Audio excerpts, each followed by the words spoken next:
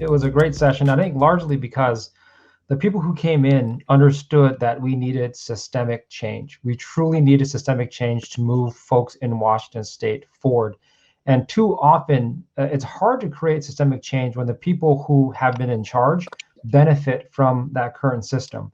So in addition to the work being done by community members for decades for a lot of these particular issues and the advocacy and the work, we saw the most diverse legislature in the history of Washington state in power, right? So the difference that we saw was instead of having to just advocate to make sure that your voice was being heard, you had leaders who uplifted and amplified it. So when you change that paradigm, when you have the community supporting the work, when you have the legislators supporting that work, this is the type of change that you can have. And it's not easy, and it's not any one person leading that charge. It takes all of us when we lead within community. And that's what this session showed that we can do when you have the right people in the right spots pushing on issues. And I will also say the remote nature probably helped us a lot. And one of the reasons is because anybody was able to testify in committee on bills.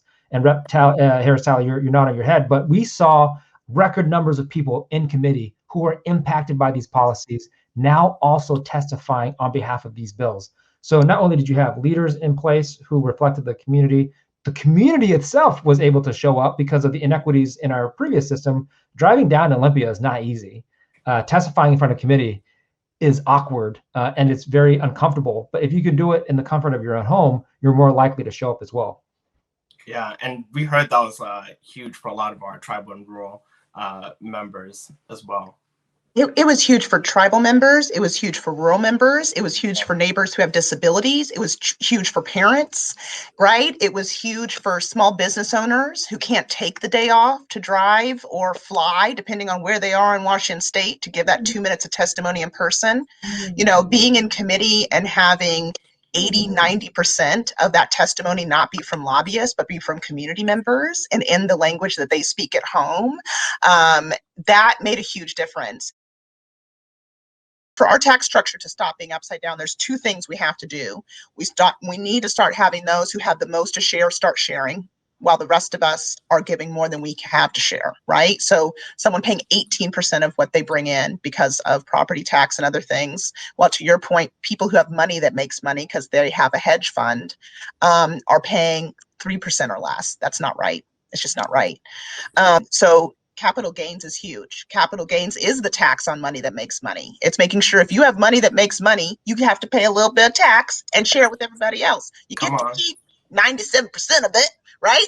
Oh, 93% of it, I should say. It's a 7% tax. So, you know, that's just the way we play around here. We all share.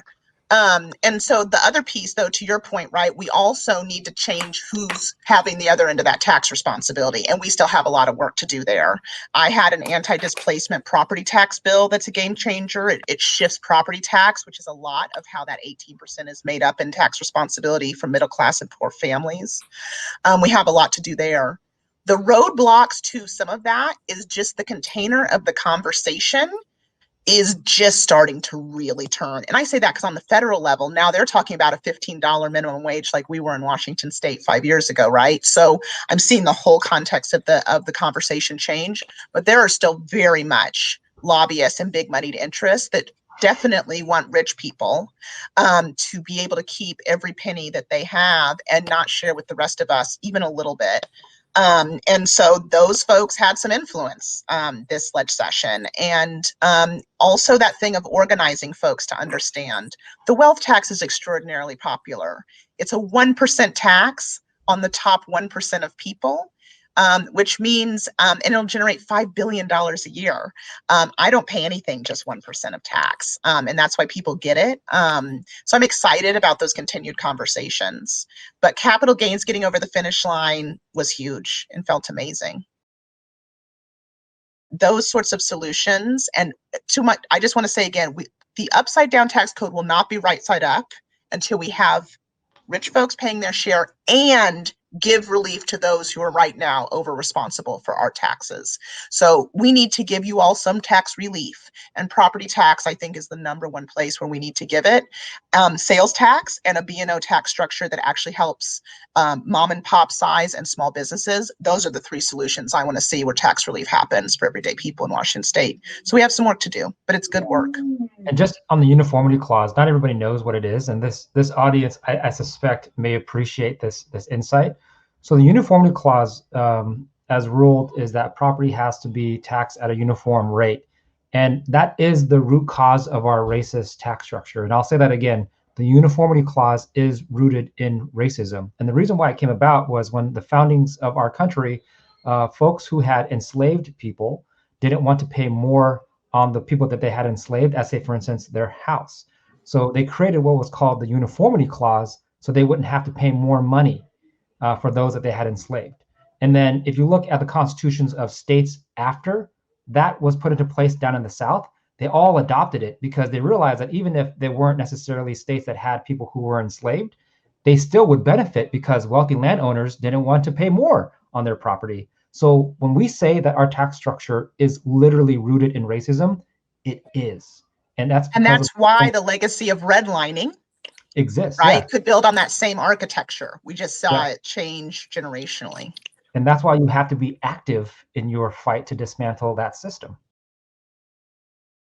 A lot of the stuff that we do at the state really hits the ground at the local level. So when we talk about climate change, when we talk about transit, when we talk about police accountability, when we talk about equitable responses to development, that all happens at the local level. And that's what I'm so passionate about in terms of seeing happen next, is because we can do what we can at the state to give jurisdictions, to provide funding, provide relief, but that then has to be implemented, kind of what we're talking about before.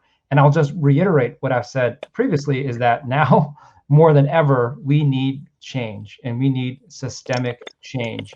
And what I've seen in the legislature, and me even more broadly, is that the people who benefit from the current system will be difficult to provide that change, because then they have to give up power. They have to give up that influence.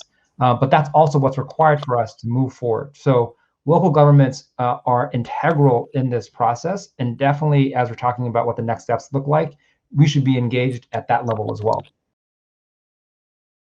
Your budget documents are a reflection of your values. And if you look at, say, for instance, just because this is where we are in King County, if you look at the general fund in King County, the general fund of King County, 73% of that goes to the criminal legal system. 73% of the general fund. And that's for incarceration and courts combined, right? Yeah. So when we talk about how we become anti-racist, it is more than just words. It is through action. And that includes where you make investments as well. So I don't think most people know that.